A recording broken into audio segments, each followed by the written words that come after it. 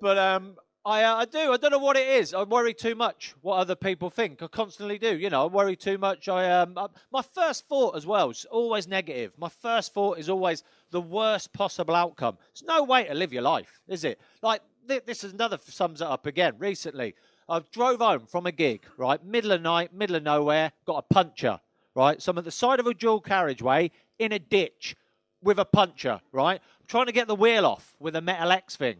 Wouldn't fit on the wheel nuts. I thought they're giving me the wrong one. Doesn't fit. So I couldn't do it. I had to ring the RAC like a child. Like, hello, can you send an adult? I can't do it. Stood there. This car suddenly goes flying past, stops about 200 metres down the dual carriageway, then starts reversing the wrong way up a dual carriageway towards me. I shit myself.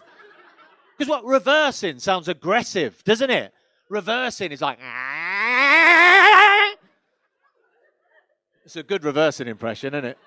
You don't get enough of them, in my opinion. I do a good indicator as well, if you're interested. That's my indicator noise at the moment. Quite happy with it. I like a slow indicator noise, a nice thought. My old one, I didn't like it. It was too quick. It was, you know, that judgy one. That's one that you could have pulled out there. You had ages.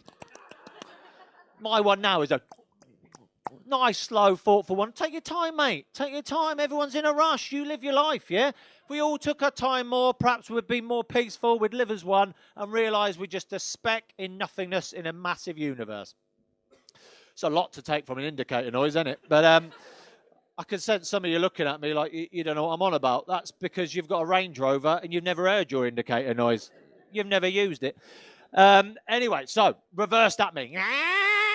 These two massive blokes get out of the car. 6'5", huge blokes, middle of nowhere, look at me on my own in a ditch and go, what have we got here then?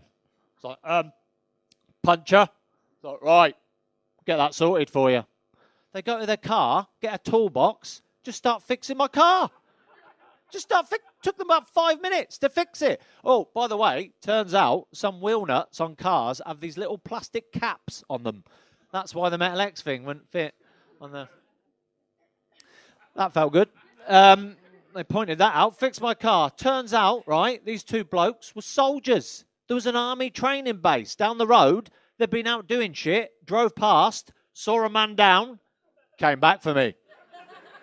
This is the best bit. Because they were soldiers, when they left, honestly, one of them said to the other one, come on, let's move out. Oh, it's like it was a manoeuvre. Isn't it tragic, though, that my first thought was negative as they got out of the car? Why couldn't I have thought, oh, these lovely men have stopped to help? No, my first thought, well, clearly, I'm going to be killed. I am going to be bummed, then killed.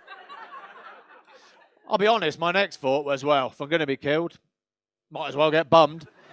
You might as well. Try something new just before you die. Then my worry was, what if I really liked it? I'd be like, could have been doing that my whole life. Seems a shame now. Bugger.